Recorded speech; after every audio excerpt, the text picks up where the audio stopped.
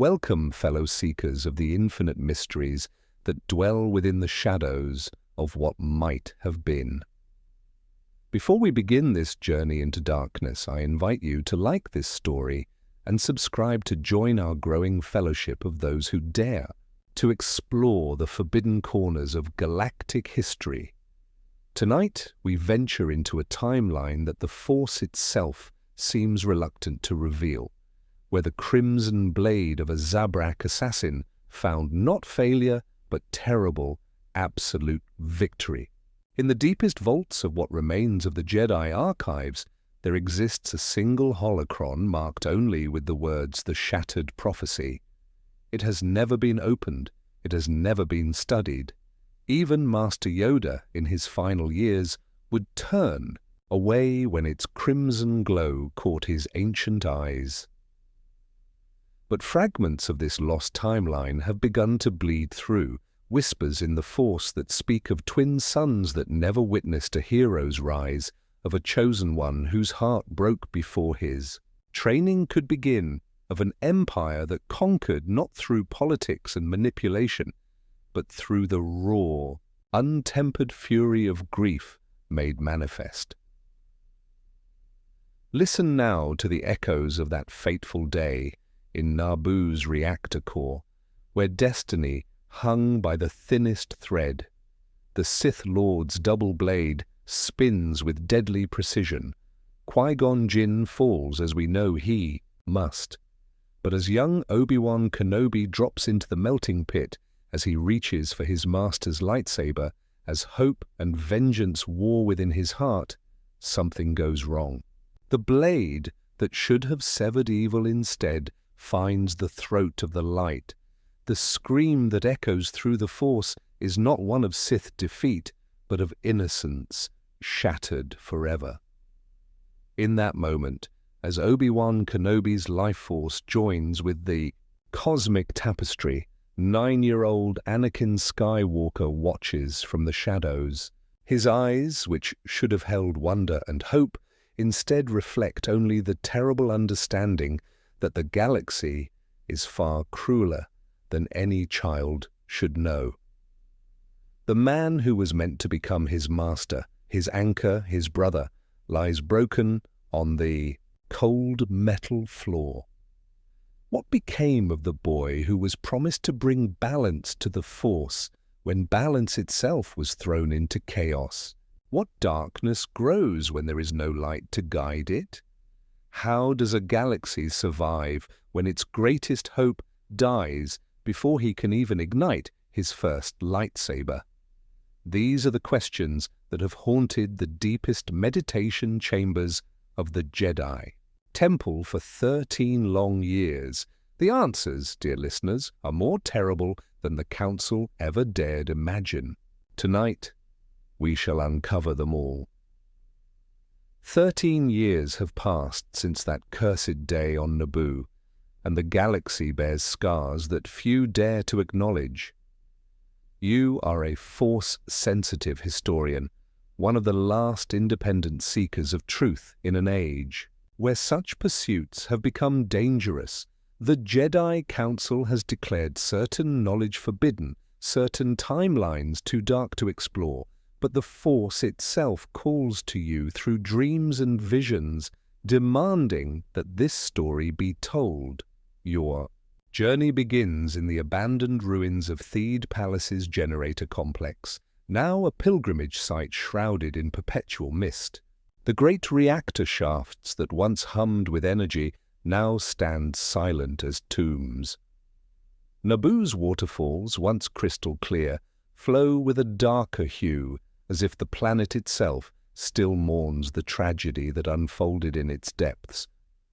The very air here trembles, with Force disturbances, ripples of anguish that have never quite faded. Walking beside you through these haunted corridors is Master Yoda, though he seems older than his 900 years should allow.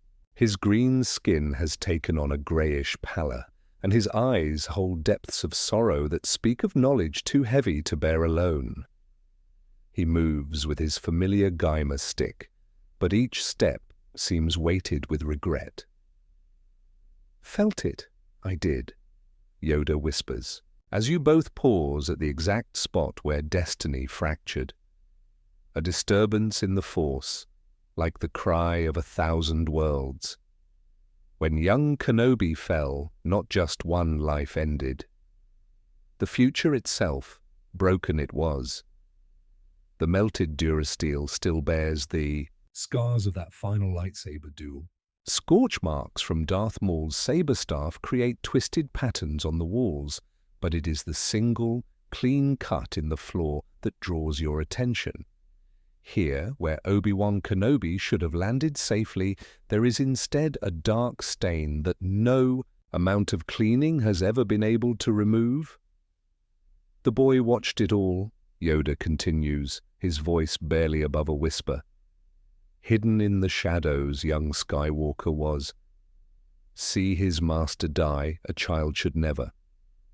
But die Obi-Wan did, and in that moment something in Anakin died as well. The Force swirls around you both, carrying echoes of that terrible day.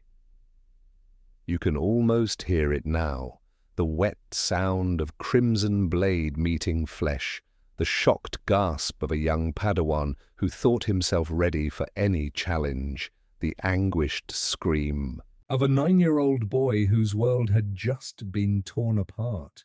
But beneath these sounds there is something else, something that makes the hair on your neck stand on end. Laughter. Cold, victorious laughter that belonged to no Zabrak assassin. Master Yoda, you ask, your voice steady despite the chill that runs down your spine. In our timeline, Darth Maul survived being cut in half through sheer hatred and the dark side of the Force, but in this timeline, he won completely. What happened to his power? What did victory do to a Sith who had already transcended death through rage? The ancient Jedi Master's ears droop, and he leans heavily on his walking stick. Speak of it, the Council will not, but whispers there are, in the deepest chambers of the temple, whispers of a crimson shadow empire that rose in the outer rim, whispers of systems that fell not to clone armies, but to something far worse. As if summoned by his words, a cold wind blows through the reactor shaft, carrying with it the faint sound of screaming, but the screams are not from the past. They echo from somewhere else, somewhere distant but growing closer with each passing moment. The boy still lives, Yoda says suddenly, his eyes wide with an ancient fear. But a boy he is no longer, and innocent. The Jedi Master's voice breaks. Innocent he never was again. The Force ripples around you both, carrying a message that chills your very soul. Somewhere in this altered timeline, something that was once Anakin Skywalker still draws breath. And it is coming home. You accept the quest, with the weight of destiny settling upon your shoulders like a cloak woven from starlight and shadow. The Force has called you here not by chance, but by necessity. Someone must bear witness to the truth that the Jedi Council has buried beneath layers of silence and shame. Someone must chronicle the timeline where hope died young and darkness learned to feast upon innocence. Master Yoda leads you deeper into the ruins, his ancient footsteps echoing through chambers that have known only ghosts for over a decade. The walls here are scarred not just by lightsaber burns, but by something far more disturbing. Claw marks, deep gouges in the durasteel that speak of fingernails torn bloody in desperate attempts to escape an inescapable fate. Records? There were, Yoda says, his voice carrying the tremor of one who has seen too much. Hidden away by the Council they are now, but fragments remain. Echoes in the Force that speak of what the boy became when his heart turned to ice. The first fragment, comes to you as you touch the walls where young Anakin once hid. Through the Force, you witness that terrible moment of transformation. The 9-year-old slave from Tatooine watching in horror as Obi-Wan Kenobi's lifeless body crumples to the floor. But it was not just death he witnessed. It was the moment when the universe revealed its true face to him, cruel and indifferent. And utterly without mercy, in your vision, you see the child's face change. The wonder dies in his blue eyes, replaced by something ancient and cold. When Qui-Gon Jinn, mortally wounded, reaches out to comfort the boy, Anakin steps back. The trust is gone, the faith is shattered, and in that shattered space something else begins to grow. "Brought him to Coruscant, we did," Yoda continues, leading you through a corridor where the shadows seem to move independently of any light source. "Train him," the council decided, "but teach a broken heart to love again. How can one do such a thing? Tried, Master Windu did. Tried, Master Plo Koon did. But touch him, the boy would not let them. Trust them, he could not." The air grows colder as you venture deeper into the complex. Here, scratched into the walls in a child's handwriting, you find the first true clue to Anakin's transformation. Words carved deep into the metal, written over and over again in an endless spiral of obsession. "They all lie, they all die, they all leave." 3 years, Yoda whispers, and his voice carries the weight of 1,000 regrets. 3 years the boy spent in the temple, growing stronger in the Force but colder in his heart. Spoke to no one he did, trusted no one, and in the nights heard him we could, speaking to someone. But alone in his chambers, he always was. Through the Force, another vision comes. You see teenage Anakin in the Jedi Temple, powerful beyond his years but isolated in ways that go deeper than loneliness. The other Padawans fear him, sensing the darkness that grows within him like a cancer. The Masters try to reach him, but he has built walls around his heart that no amount of compassion can penetrate. And in the deepest hours of the night, you see him standing before a mirror, practicing conversations with someone who isn't there, someone whose voice he can still hear, whispering promises of power, of revenge, of a galaxy where no one he cares about will ever die again. "The Sith found him, they did," Yoda says, and now his voice is barely audible above the wind that howls through the abandoned chambers. Not Chancellor Palpatine, though watching he was. Another there was, one who had tasted victory and grown drunk on its power, one whose hatred had been fed by triumph instead of defeat. The name hangs unspoken between you, but you both know it. Darth Maul, the Zabrak who should have died, but instead learned that victory could be even more intoxicating than survival. Who discovered that a Sith Lord with nothing left to prove was the most dangerous creature in the galaxy? As you reach the deepest part of the complex, where the reactor core once pulsed with all life, you find the final piece of this dark puzzle. Burned into the floor in letters taller than a man, scorched by lightsaber fire in a moment of pure rage, are the words that changed everything. "I will never be weak again." The signature beneath it is not in Basic or Aurebesh. It is written in the ancient Sith language in characters that seem to writhe and shift in the dim light. But you can read it, and the knowledge fills you with dread. It simply says Vader. 16 years old he was, Yoda says, his voice breaking with the weight of memory. When chose his path, young Skywalker did. And choose it he did not in some moment of passion or pain.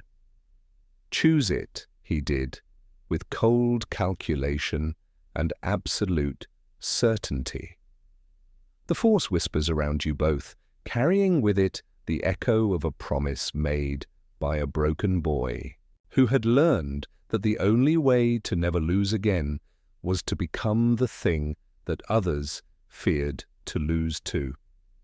The deeper truth begins to reveal itself as you and Master Yoda venture into the abandoned archives beneath Theed Palace.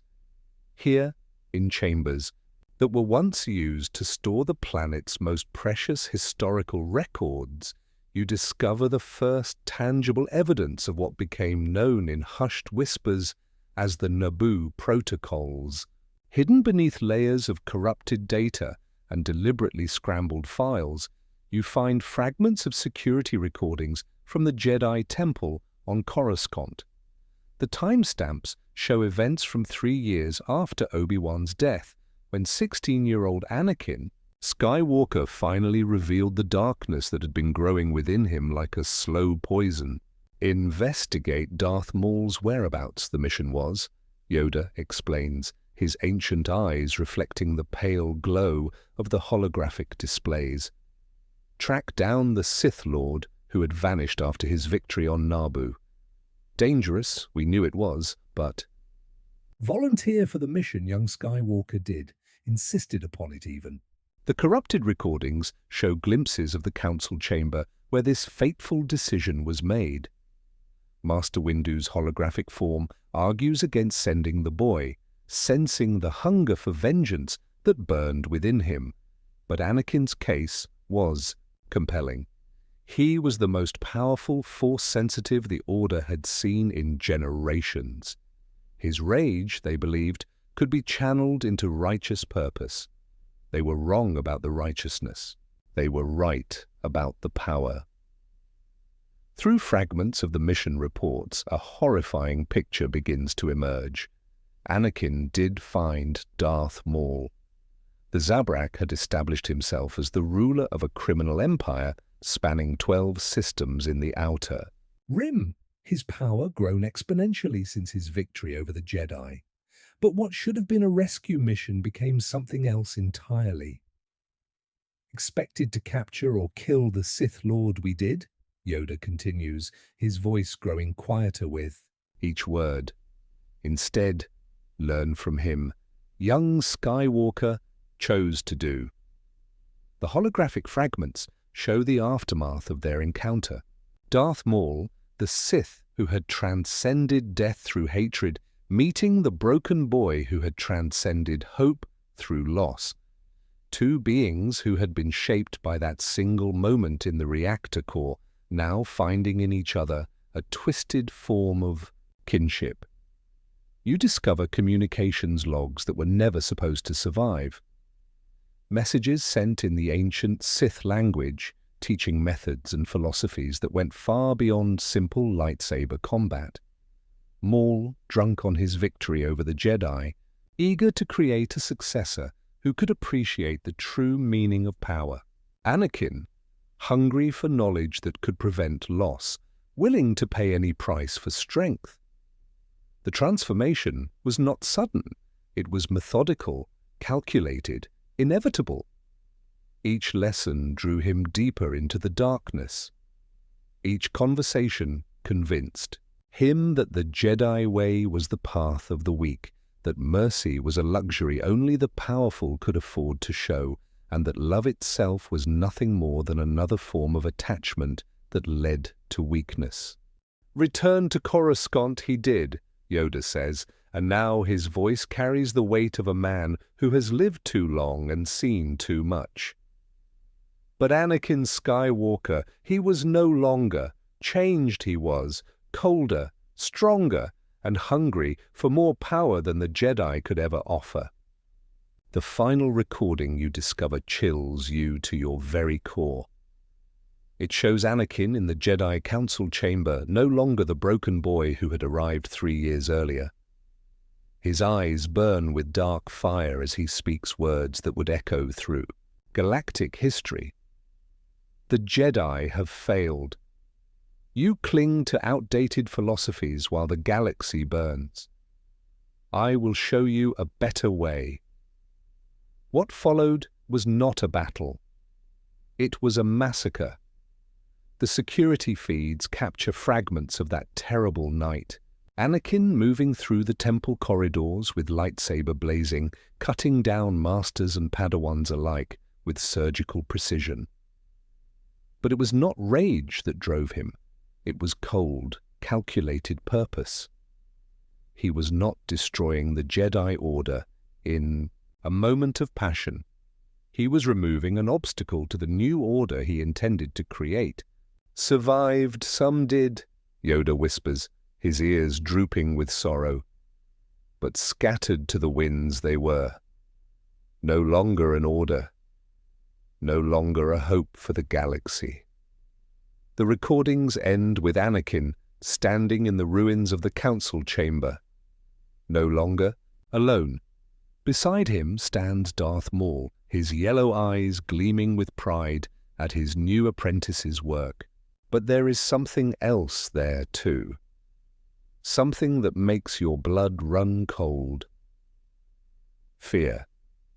Even Darth Maul, the Sith Lord who had conquered death itself, was beginning to understand that he had created something beyond his ability to control. The last image shows them departing Coruscant together, master and apprentice walking side by side toward a galaxy that had no idea what was coming. Behind them, the Jedi Temple burned against the night sky, its light fading like hope itself. 3 years early the purge began, Yoda says, and his voice is barely a whisper. But this time, no clone army was needed, no grand deception, just 2 Sith Lords and a galaxy unprepared for the darkness they would unleash. The investigation leads you deeper into the labyrinthine data vaults beneath Naboo's surface, where automated systems have been quietly recording galactic communications for decades. Here, among terabytes of intercepted transmissions, you begin to piece together the first year of what historians would later call the Shadow War. Master Yoda guides you to a particularly ancient terminal, its screens flickering with age, but still functional. "Monitored the outer rim, Naboo's intelligence network did," he explains, his gnarled fingers dancing across the controls with surprising dexterity. "See what the Republic could not, these systems were designed to do." The first transmission that loads makes your breath catch in your throat. It's a holographic recording from the mining world of Kessel, dated just 6 months after the Temple massacre. The image quality is poor, corrupted by distance and interference, but the voices are unmistakably clear. The spice operations are now under new management, comes a voice you recognize as belonging to Darth Maul. Any resistance will be met with immediate termination, but it's the second voice that chills you to the bone. Deeper than Anakin's should be, carrying an authority that belongs to someone far older than 19. Leave no survivors who might carry word back to the Republic. Fear is a more effective teacher than mercy. The recording shows glimpses of what happened to those who opposed them. Entire mining facilities converted into something resembling torture chambers. Workers who had labored for decades under harsh but tolerable conditions now faced something infinitely worse. The new regime didn't just want their compliance, it wanted their souls. You discover shipping manifests that tell a story of systematic conquest. System after system in the outer rim falling not to invasion fleets but to targeted strikes that eliminated leadership and left populations too terrified to resist. The pattern was always the same: identify the strongest opponents, make examples of them that would haunt nightmares for generations, then offer the survivors a choice between submission and extinction. Smart they were, Yoda observes, though his voice carries no admiration, only horror. Learn from the Republic's mistakes they did. No vast armies to maintain. No complex supply lines to protect. Just fear, perfectly applied. The most disturbing discovery comes in the form of recruitment records, young Force sensitives from across the galaxy, children who should have been brought to the Jedi Temple for training, instead disappearing without a trace. The records show a pattern of abductions that spanned dozens of worlds, all carried out with surgical precision. You find a partial recording of what happened to these children. The image is grainy, the audio distorted, but you can make out a facility carved into an asteroid somewhere in the unknown regions. Rows of young faces, their eyes empty of hope or defiance, being trained not in the ways of the Jedi or even the traditional Sith, but in something entirely new. Combat is secondary, you hear Anakin's voice explaining to his young captives. Fear is your primary weapon. Despair is your shield. Make them understand that resistance leads only to greater suffering. These were not Sith apprentices being trained. They were architects of psychological warfare, specialists in breaking the will of entire populations without firing a single shot. The empire that Palpatine would have built through political manipulation and military might, this new order was creating through pure, methodical terror. A communication log reveals the scope of their early victories. Ryloth brought to heel when its resistance leaders were found hanging from the spires of their own capital. Kashyyyk, surrendering after a single Wookiee village, was transformed into something that made other settlements beg for occupation, rather than risk similar treatment. Tatooine, where the Hutts themselves paid tribute rather than face the wrath of the new Dark Lords. But perhaps the most chilling discovery is a personal message transmitted on an encrypted channel that the Naboo systems barely managed to intercept. It's addressed to someone identified only as the Senator, and the voice is unmistakably Anakin's, though something in his tone suggests this is not the cold commander you've been hearing in the other recordings. I think of you often, the message begins, and for a moment the mask slips. I dream of a galaxy where you are safe, where no one can hurt you, where no one will ever leave you as they left me. What I do now, I do for that future. The darkness I embrace so that you might live in light. The message cuts off abruptly, but not before you catch a name that makes your heart sink. Padme. Even in this timeline, even after everything that had been twisted and broken, some part of Anakin Skywalker still carried his love for the young queen turned senator. But this love, untethered from the wisdom that Obi-Wan might have provided, had become something possessive and terrifying. Protect her, he sought to do, Yoda says quietly. But understand what protection truly meant he no longer could. The final transmission in this cache shows Darth Maul and his apprentice standing on the bridge of a massive ship, looking out at a fleet that stretches beyond the horizon. But these are not the uniform vessels of the Republic or even the Empire. You know from your timeline, these ships are wrong somehow, their designs speaking of function over form, of fear over hope. The Republic will fall within the year. Maul's voice carries a satisfaction that goes beyond mere victory. And when it does, the galaxy will understand that the age of heroes is over. The age of survival has begun. The evidence before you seems to paint a clear picture of systematic conquest and terror, but Master Yoda's expression grows increasingly troubled as you review the data together. Something about the timeline doesn't align with the deeper currents of the Force that both of you can sense flowing around this cursed place. Too simple, this explanation is, Yoda murmurs, his ancient eyes studying the holographic displays with the intensity of one who has learned to distrust easy answers. Fear and conquest, yes, but missing something we are. Feel it in the Force, do you not? You pause in your analysis, reaching out through the Force to touch the edges of the truth that lies beneath these surface revelations. There's something wrong with the narrative you've been constructing, The brutality is real, the conquest undeniable, but the motivation feels incomplete, like looking at a shadow and trying to understand the object that casts it. A deeper search through the archives reveals a different pattern, one that emerges only when you stop looking at individual incidents and start examining the larger strategic picture. Every world that fell to the Shadow Empire had something in common, something that goes beyond simple geographical convenience or resource value. They all had connections to Padme Amidala Naboo, obviously, her homeworld, but also Ryloth, where she had championed refugee rights in the Senate, Kashyyyk, where she had negotiated trade agreements that improved Wookiee living conditions, even Tatooine, the desert world where she had first met the boy who would become her destroyer, held significance in her personal history.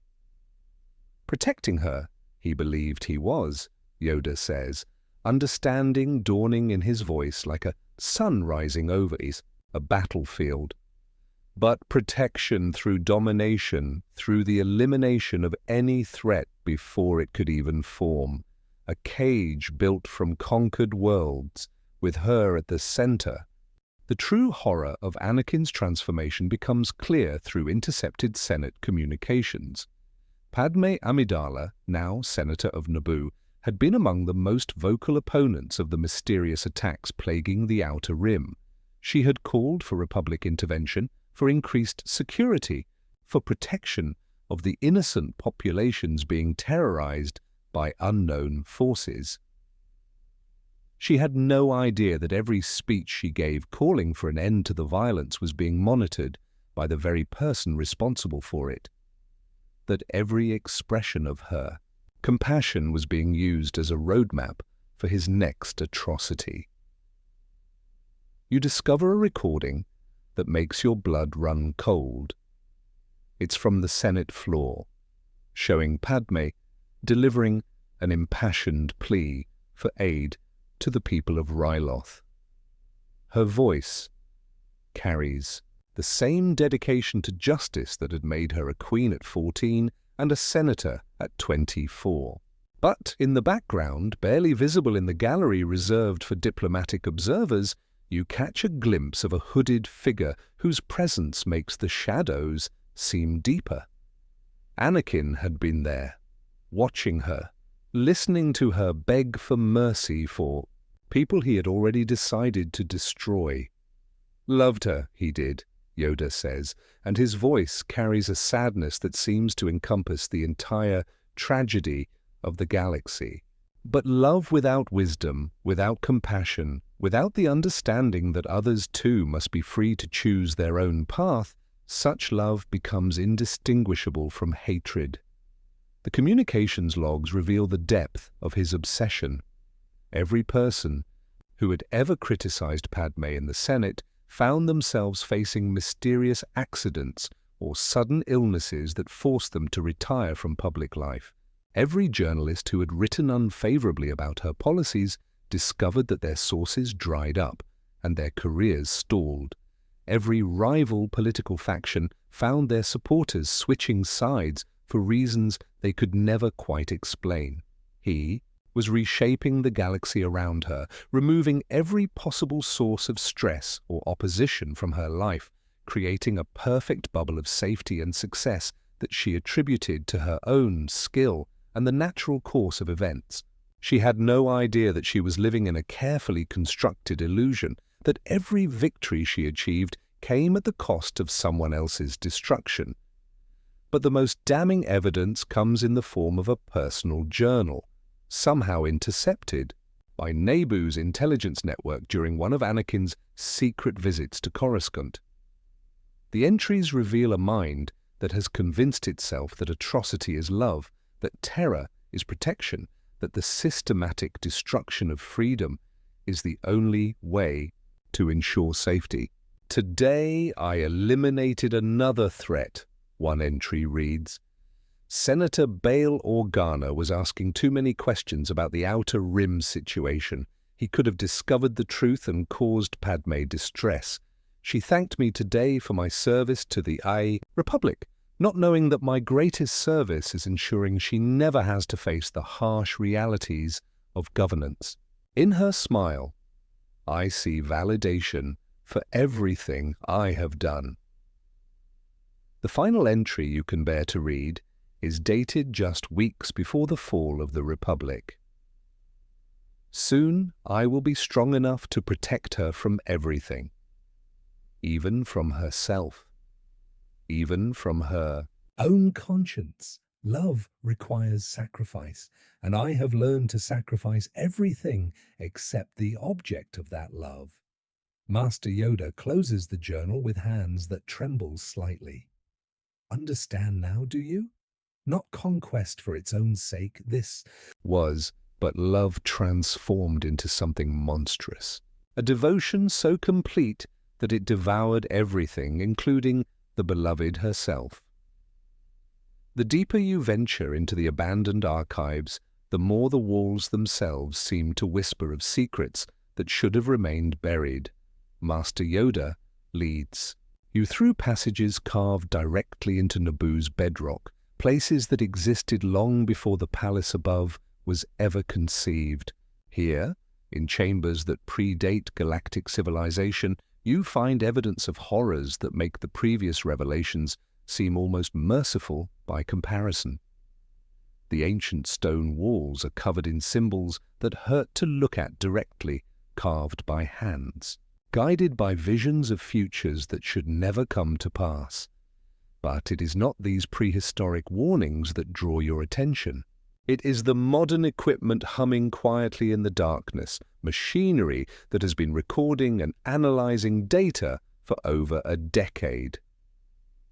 Built these monitoring stations we did, Yoda explains, his voice echoing strangely in the cavern. After Naboo fell to the Trade Federation, prepared for other invasions the planet wanted to be, but monitor invasions from within these systems began to do instead. The central console displays a galactic map that shows the true scope of what has been happening. Red zones mark territories under direct Shadow Empire control, but it's the yellow zones that truly reveal the nightmare. Worlds that remain, technically, independent but whose governments have been secretly compromised, their leaders replaced by Force-dominated puppets who serve Anakin's vision without even realizing it. Core worlds. Founding systems of the Republic. Even Coruscant itself shows patches of yellow, indicating that the corruption has reached into the very heart of galactic civilization. How long has this been happening, you ask, though part of you dreads the answer. 7 years, Yoda replies, and his words carry the weight of a man who has watched hope die slowly. Began small, it did. A factory owner here, a planetary governor there. But grow like a cancer this influence has done.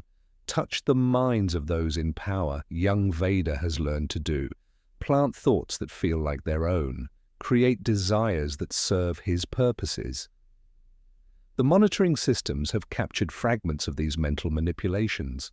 You watch in horror as recordings show Republic senators arguing passionately for policies that will weaken their own government's ability to respond to outer rim threats.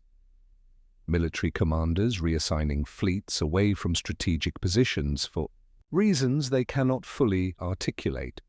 Trade officials approving contracts that will funnel resources toward Shadow Empire territories. None of them know they are being controlled. The touch is too subtle, too perfectly crafted to feel like anything other than their own evolving political philosophies. But perhaps the most chilling discovery is a recording from the Senate chambers themselves, captured just months ago. Padme Amidala stands at the podium, delivering what appears to be another of her humanitarian speeches. But as you listen more carefully, you begin to understand that every word has been carefully crafted to serve a purpose she cannot comprehend. Her call for increased refugee assistance will create camps that can be easily monitored and controlled. Her proposal for streamlined emergency powers will remove legislative obstacles to swift action. Her passionate plea for unity in the face of outer rim terrorism will justify measures that slowly erode the very freedoms she believes she is protecting. Using her own compassion against the galaxy, he is, Yoda observes, and his voice carries a grief that goes beyond personal loss. Every kind impulse, every generous thought twisted into a tool of control. And know it, she does not. Believe she is saving lives she does while helping to enslave them. The data streams show the results of these manipulations. Republic response times to crises have slowed dramatically. Military efficiency has decreased. Political unity has given way to factional infighting over increasingly meaningless issues, while the real threats go unaddressed. The very institutions that should be defending galactic freedom are being systematically weakened from within. You discover construction records that reveal another layer of the conspiracy. Across the galaxy, in systems both controlled and free, massive structures are being built. Officially, they are listed as refugee processing centers, emergency response stations, communication hubs. But the architectural plans tell a different story. These are not humanitarian facilities. They are prisons designed to hold entire planetary populations, detention centers that could process millions of beings at once, control networks that could coordinate the simultaneous subjugation of hundreds of worlds. Preparing for the final phase, he is, Yoda says, studying the schematics with the expression of one who recognizes a nightmare made manifest. Not conquer through war, his plan is. Conquer through rescue. Make the galaxy beg for the chains he offers. The timeline becomes clear now.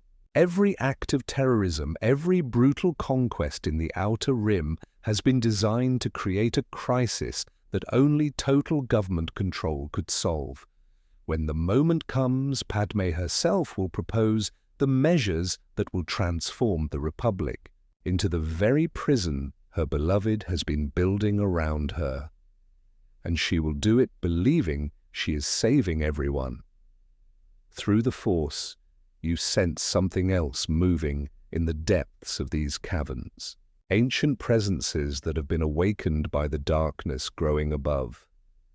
Sith spirits that recognize in young Vader a kindred soul, one who has learned to transform love itself into a weapon of domination.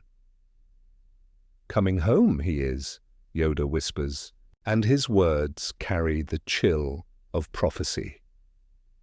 To finish what he started here, to claim the woman he believes he has earned through suffering, and to offer the galaxy the peace of the grave. The ancient monitoring systems suddenly surge to life with an urgency that makes the very air vibrate with warning. Alarms that have remained silent for years begin their mournful song, and the holographic displays flood with real-time data that makes your heart sink into the depths of despair. Happening now it is, Yoda breathes, his ancient voice barely audible above the electronic chaos. The final phase. Begun it has. The screens show simultaneous uprisings across 17 core worlds, but these are not the chaotic rebellions of desperate populations. They move with surgical precision, each strike timed to maximize psychological impact while minimizing actual strategic value. The message is clear: nowhere is safe, no one is beyond reach, and only absolute surrender can guarantee survival. On Coruscant, the Senate building itself shudders under carefully placed explosions that damage the structure without destroying it. The symbolism is unmistakable. Democracy itself is under attack, wounded but not yet killed, waiting for someone strong enough to either heal it or put it out of its misery. You watch through intercepted holonet feeds as Senator Padme Amidala rushes to the emergency session, her face a mask of determined compassion that breaks your heart because you know what's coming. She has no idea that every word she is about to speak has been crafted in the darkness of her beloved's mind, planted there through force, suggestion so subtle that she believes the thoughts are entirely her own. Citizens of the Republic, her voice carries across the chamber with the same passion that once moved her to fight the Trade Federation.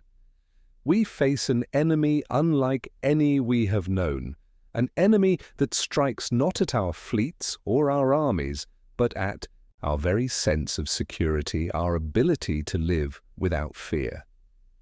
The cameras capture the faces of her fellow senators, and you can see the fear there, the desperate need for someone to provide answers, to offer solutions that will make the nightmare stop. They are ready to accept any price for peace, any sacrifice for safety. Master Yoda's ears droop as he recognizes the ancient pattern playing out before them. Seen this I have, in the Clone Wars, in conflicts that came before. Fear makes reasonable beings unreasonable, makes free people beg for chains. Padme continues her speech, each word another nail in the Republic's coffin. I propose the creation of a special commission with emergency powers to coordinate our response. A commission that can act swiftly without the delays that bureaucracy imposes in times of crisis. A commission that answers directly to the people through their elected representatives. The applause that greets this proposal is thunderous, desperate, the sound of drowning people grabbing for any rope thrown to them. They do not see that the rope is actually a noose, that the salvation they demand is the very destruction they fear, but you can see more than the senators can. Through the Force, you sense the presence that lurks in the shadows of the Senate chamber. Anakin Skywalker has returned to Coruscant not as a conqueror, but as a liberator, ready to accept the power that will be freely given to him by the woman he loves and the democracy she represents. The monitoring systems intercept a communication that chills you more than any violence could. It's a message from Darth Maul to his apprentice, transmitted on a frequency that shouldn't exist. The student has surpassed the master. I created a monster, and now even I fear what it has become. For the first time, you understand that this has gone beyond even Sith ambition. Maul, the Dark Lord who conquered death through hatred, is afraid of what he helped create. The traditional Sith doctrine of apprentice eventually surpassing master has reached its logical conclusion, but the apprentice in question has moved so far beyond traditional Sith philosophy that even his teacher cannot predict or control him. Through fragmentary reports from across the galaxy, a pattern emerges that reveals the true scope of Anakin's preparation. Every person who might oppose Padme's proposal has found themselves delayed, distracted, or mysteriously absent from the session. Traffic accidents, family emergencies, sudden illnesses, all perfectly timed to ensure that only voices supporting emergency measures will be heard. The vote, when it comes, is unanimous. Not because everyone agrees, but because everyone who might disagree has been prevented from attending. In the depths of the Naboo caverns, ancient Sith holocrons begin to glow with an eerie light, responding to the presence of a darkness that even they find impressive. Voices whisper in languages that predate the Republic, offering praise to one who has learned to turn the very concept of love into an instrument of galactic domination. Powerful he has become, Yoda says, and his voice carries a note of awe that frightens you more than his fear ever could. More powerful than any Sith Lord in history. Because understand the true nature of power, he does. Not through fear alone, but through love corrupted, through the willing surrender of those who believe they are being saved. The final transmission that reaches the monitoring station comes from a ship approaching Naboo's atmosphere. There are no words, just the sound of breathing that has been mechanically assisted, regular and ominous. But through the Force, you hear something else, the sound of a heart that still beats, still loves, still believes it is doing the right thing, even as it prepares to complete the enslavement of everything it claims to protect. Anakin Skywalker is coming home to claim his bride and his empire. The convergence of truth hits you with the force of a collapsing star as the final pieces of this galactic puzzle slam into place. Through the monitoring stations carved into Naboo's ancient bones, you witness the culmination of a plan so vast and terrible that it makes the Emperor's machinations in your timeline seem almost quaint by comparison. The Republic Senate, in its moment of desperate fear, has just voted to grant emergency powers not to a Chancellor, but to a new position entirely, Supreme Protector of Galactic Peace. The title sounds noble, heroic even, and the woman who proposed it stands at the podium with tears of relief streaming down her face, believing she has just saved the galaxy. Senator Padme Amidala has no idea that she has just handed absolute power to the man she once loved as a 9-year-old slave boy on Tatooine, the same boy who watched his would-be master die and learned that the universe was far crueler than any child should know. Master Yoda's breathing has become labored, as if the weight of witnessing this moment is physically crushing him. See it now, do you? Not just conquering the galaxy, his goal was, making the galaxy conquer itself, making freedom-loving beings choose slavery because believe it was salvation. They did. The holographic displays show the immediate aftermath of the vote. Across hundreds of worlds, populations that have been terrorized for years suddenly find their attackers withdrawing. The seemingly random violence stops, the mysterious disappearances end, the fear that has haunted their daily lives begins to lift, replaced by grateful relief for the strong leadership that has finally brought peace. They do not understand that the violence was orchestrated specifically to create this moment of grateful surrender, that every attack, every atrocity, every moment of terror was designed to make them beg for the chains now being offered. Through intercepted communications, you discover the true scope of the deception. The beings carrying out the terrorist attacks were not loyal followers of the Shadow Empire. They were political prisoners, refugees, dissidents whose families were being held hostage to ensure their compliance. They struck at their own people not out of loyalty to darkness, but because refusal meant watching their children die. Now, with the emergency powers granted, these hostages can be rescued and their captors brought to justice.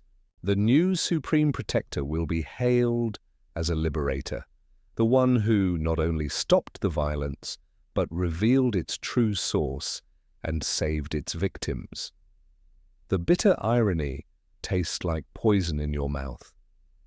Every act of heroism that will establish Anakin's reputation as the galaxy's savior will be genuine. He will actually save the hostages he himself created.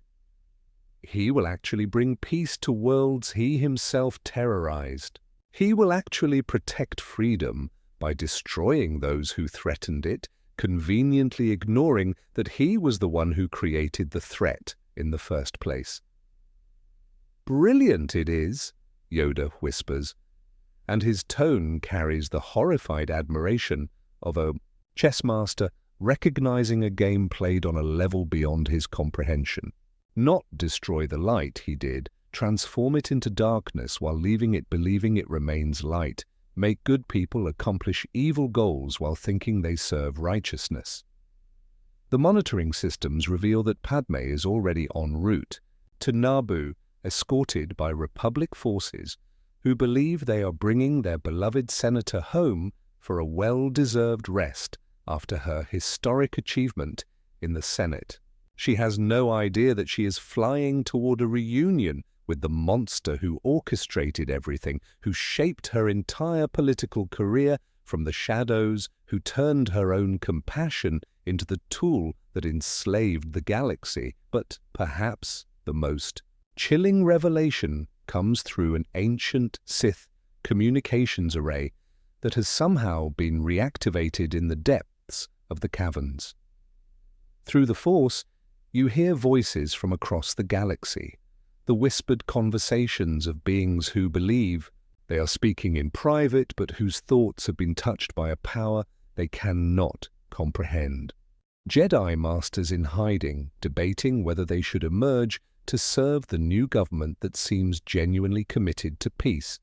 Military leaders discussing how they can best support the Supreme Protector's efforts to bring order to the chaos. Planetary governors planning celebrations to honor the woman whose wisdom saved them all. The good people of the galaxy are preparing to serve their new master with genuine enthusiasm, believing they are serving justice itself. The corruption is so complete that even those with Force sensitivity cannot detect it, because it operates not through obvious mind control, but through the subtle manipulation of existing beliefs and desires. Learned from Palpatine's mistakes, he has, Yoda observes, studying the data streams with the expression of someone watching a perfect trap snap shut. No need for deception about his nature, no need for hidden Sith identity. Become what the galaxy needs him to be, he has. Their savior, their protector, their beloved tyrant who rules through gratitude rather than fear. Through the Force, you sense the approach of something that makes the very foundations of reality tremble. Not just a ship carrying a fallen Jedi, but a convergence point where 13 years of careful planning, systematic manipulation, and corrupted love finally reach their intended destination. The boy who was broken by watching his master die has returned to claim the woman whose love he believes he has earned through the systematic destruction of everything that might ever threaten her again, and she is going to welcome him with open arms. The ancient stone chambers tremble as ships enter Naboo's atmosphere, but these are not the vessels of conquest you might expect. They arrive in gleaming republic formations, their hulls bearing the symbols of peace and protection. The crowds that gather in Theed's streets do so not in fear, but in celebration.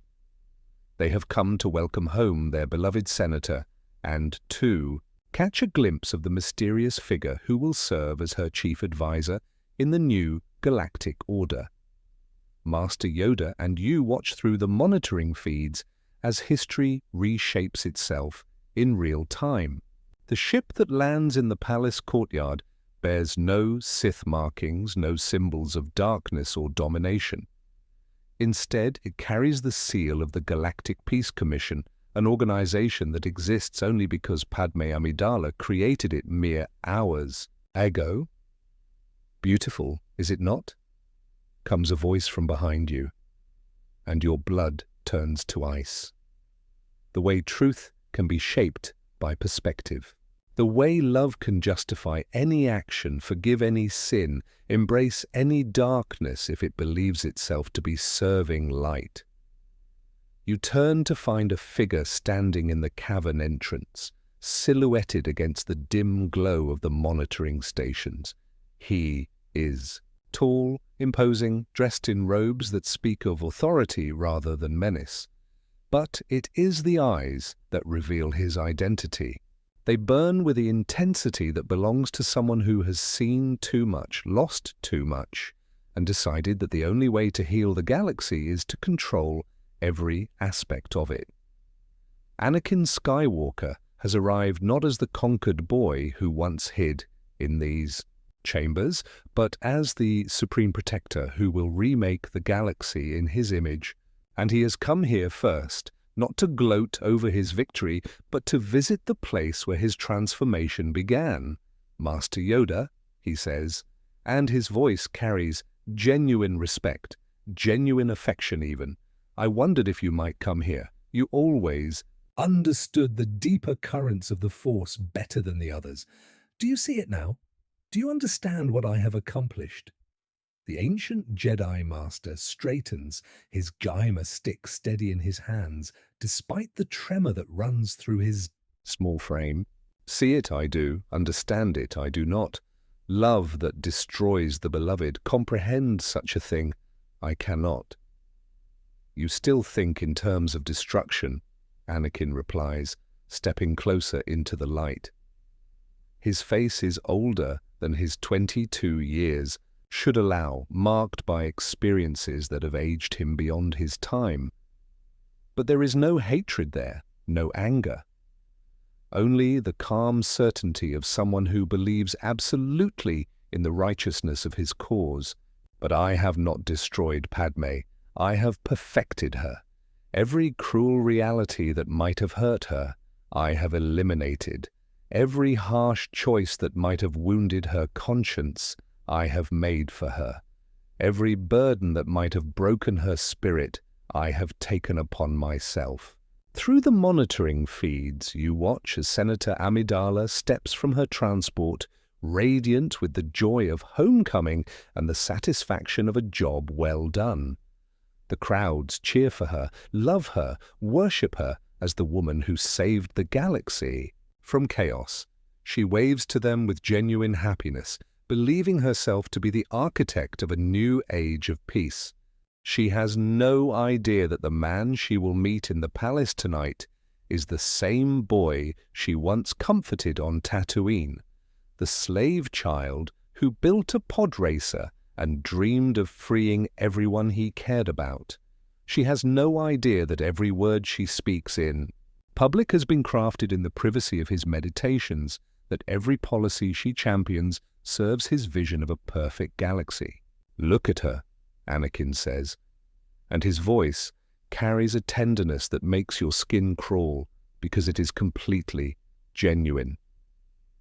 Have you ever seen her more beautiful, more fulfilled, more completely herself? This is what love truly means. Not the selfish desire to be loved in return, but the willingness to become whatever the beloved needs, even if she never knows your sacrifice. But know the truth she does not, Yoda points out, his voice steady despite the horror of what he is witnessing. live a lie, she does, love a fiction she has been made to do. Truth is what serves love, Anakin replies with the absolute conviction of the utterly certain. Fiction is what causes unnecessary pain. I have given her a life without suffering, a career without failure, a galaxy without threat. What more could any man offer the woman he loves? The most terrible aspect of this moment is that he means every word. There is no deception in him, no awareness that what he has done is monstrous.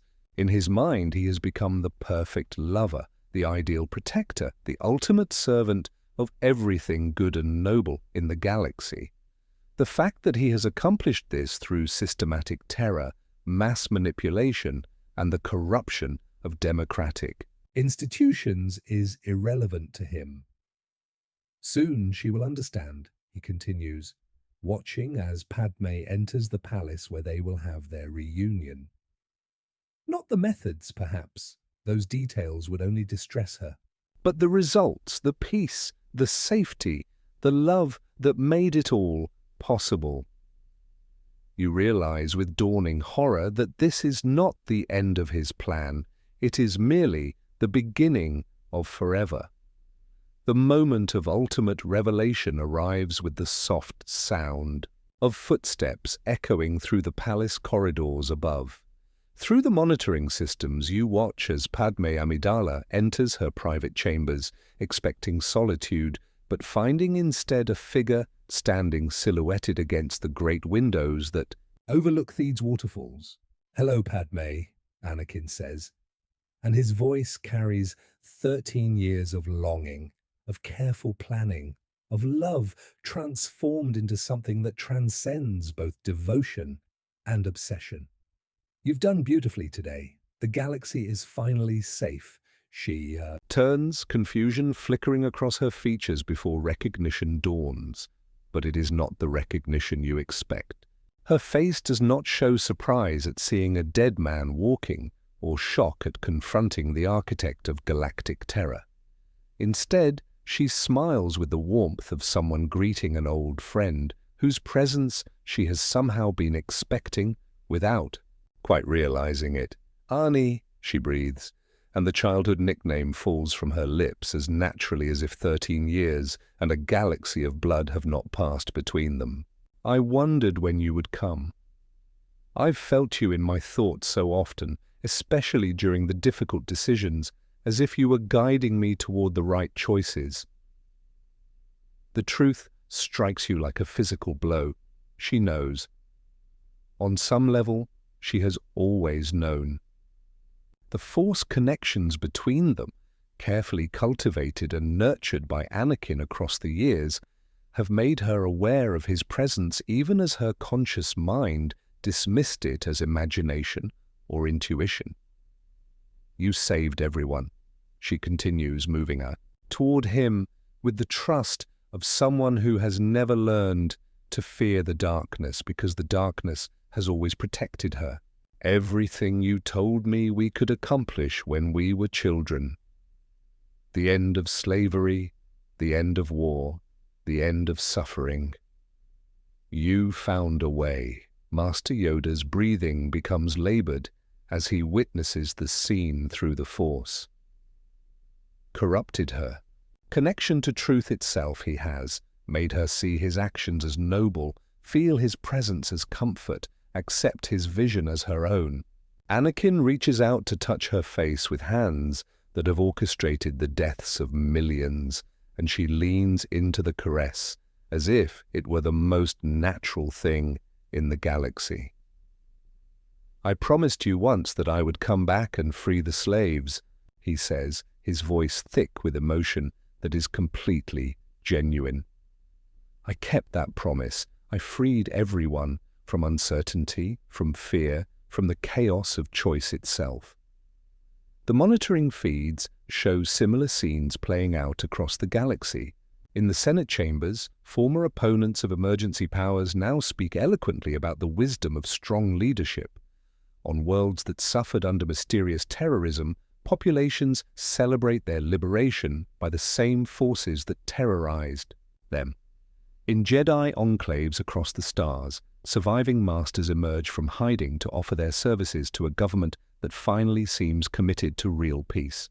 The corruption is perfect because it feels like redemption. The control is absolute because it is experienced as love. The tyranny is unopposed because it presents itself as salvation.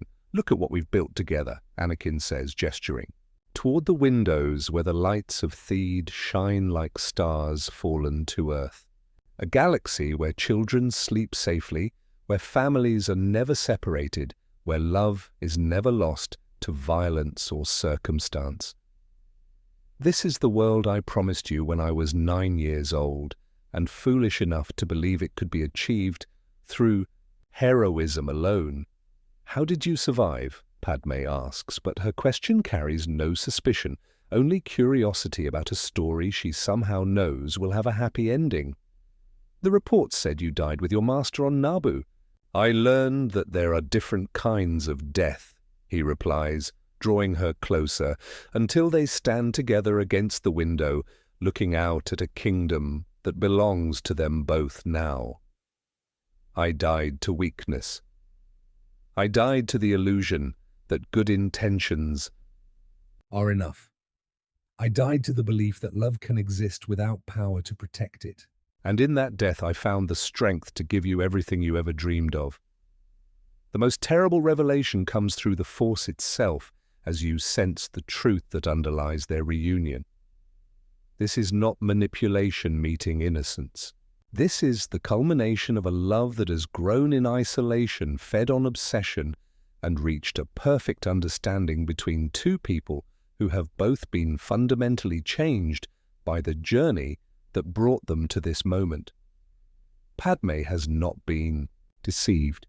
She has been transformed. The years of subtle force influence, of careful guidance, of protection from harsh realities have shaped her into someone who can love the monster he has become because she sees only the boy who promised to save everyone. "I felt you die that day," she whispers, pressing her face against his chest, where a human heart still beats with the rhythm of genuine devotion.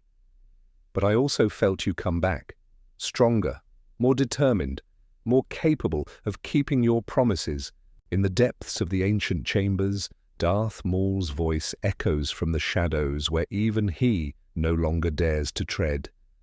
"I created a perfect Sith Lord, one who rules through love instead of fear, who conquers through salvation instead of destruction, who has learned to make tyranny feel like the answer to every prayer. The galaxy has been saved by the very darkness it feared, liberated by the chains it now welcomes, perfected by the love that has destroyed everything beautiful about freedom itself." The weight of final understanding settles upon you like the gravity of a dying star as the last pieces of this cosmic tragedy lock into place. Through the monitoring systems, you witness the wedding ceremony that takes place not in secret darkness, but in the full light of galactic celebration. Senator Padme Amidala and Supreme Protector Anakin Skywalker unite not just their lives, but their vision for a galaxy that will never again know the chaos of uncertainty. The ceremony is broadcast across every world, carried on every frequency, witnessed by trillions of beings who see in this union the promise of an age where love itself governs the stars. The bride radiates joy that needs no artifice, love that requires no deception. The groom stands beside her with the quiet confidence of someone who has moved mountains to create this moment and found the effort worthwhile. "Beautiful it is," Master Yoda observes, and his words carry a sadness that encompasses not just what has been lost, but what has been found in its place. Love without wisdom, devotion without boundaries, protection without freedom. See how happy they are, how complete they believe themselves to be. The galactic response to their union reveals the true scope of Anakin's victory. This is not the fearful submission of conquered populations, but the genuine celebration of beings who believe they are witnessing the dawn of a golden age. Children across the galaxy are named after the royal couple. Poets compose verses about love that transcends death itself. Historians mark this day as the moment when the galaxy finally grew up and put aside the childish chaos of democracy for the mature wisdom of benevolent guidance. The monitoring feeds capture conversations from across the civilized worlds, and every voice speaks with the conviction of the truly converted. Former rebels now serve as administrators in the new order, their passionate opposition to tyranny transformed into equally passionate support for what they see as justice perfected. Jedi who survived Order 66 in your timeline instead emerge, from hiding to offer their lightsabers in service to a government that finally understands how to use power responsibly. Through the Force, you witness the subtle machinery of this transformation at work. Every policy that seems oppressive is experienced as protection.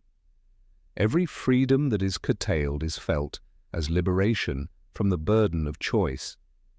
Every act of control is perceived as an expression of love for beings too precious to be allowed to harm themselves through poor decisions. Never children they will have, you realize with dawning horror, understanding the final cruelty of this perfect system.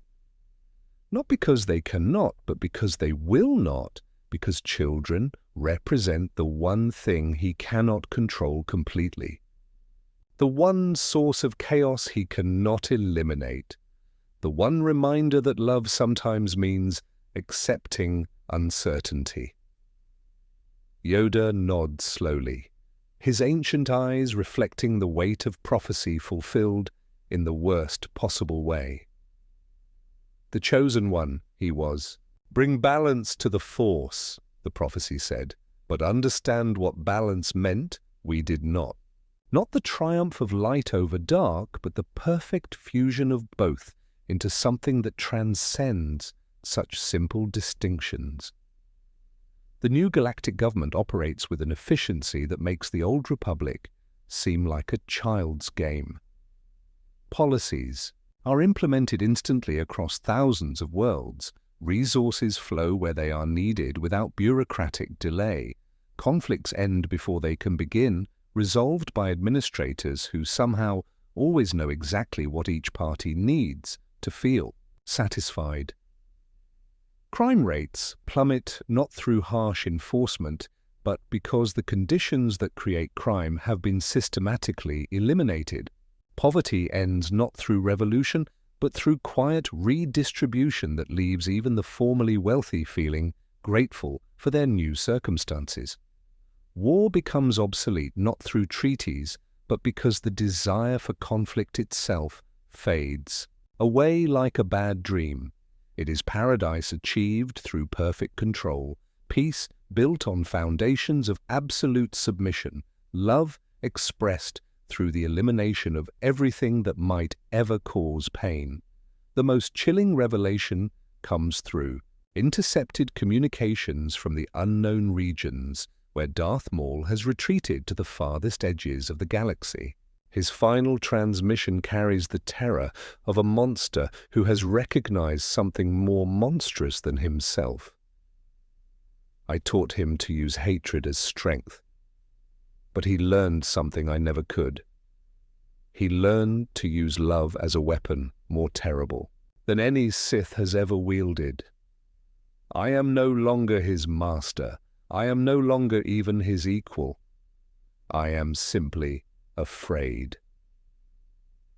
In the depths of the Naboo caverns, ancient Sith holocrons flicker and die one by one, their dark wisdom rendered obsolete by something that has moved beyond the need for traditional concepts of light and darkness. The Force itself seems to sigh with resignation, accepting that this new order represents not its corruption, but its evolution. Changed everything he has, Yoda whispers, and his voice carries the finality of someone who has lived long enough to witness the end of an age.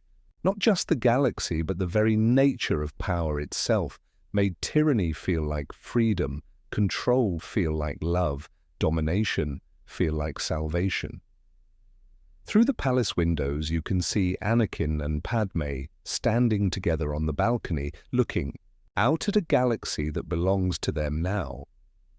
They are smiling, content, deeply in love with each other and with the perfect world they have created together. And in that smile, you finally understand the true horror of what has happened. They are not wrong to be happy. They have indeed created paradise. They have eliminated suffering, ended conflict, brought peace to the stars. They have just done it by eliminating everything that made life worth living in the first place. The ancient chambers fall silent as the monitoring systems power down, one by one, their purpose fulfilled, their terrible vigil finally complete. Master Yoda moves slowly toward the entrance, his Geimer stick tapping against stone that has witnessed the rise and fall of civilizations, but never anything quite like this. Above, the celebrations continue into the Naboo night. Fireworks paint the sky in colors that mirror the joy flowing through the Force itself, a joy so pure and complete that it hurts to perceive it. The galaxy sleeps peacefully for the first time in generations, secure in the knowledge that love has triumphed over chaos, that wisdom has conquered uncertainty, that the long nightmare of choice and consequence has finally ended. Go now. We Must, Yoda says, though his words carry no urgency, no hope of changing what has already been set in motion. Witness we have been to the end of one age and the beginning of another. Record it we must, though none may ever read the record. You follow him through passages that wind upward toward the surface, leaving behind the technological marvels that documented this transformation and returning to the simple reality of stone and starlight. As you climb, you feel the weight of knowledge settling into your bones, the burden of understanding what the galaxy has become and what it can never be again.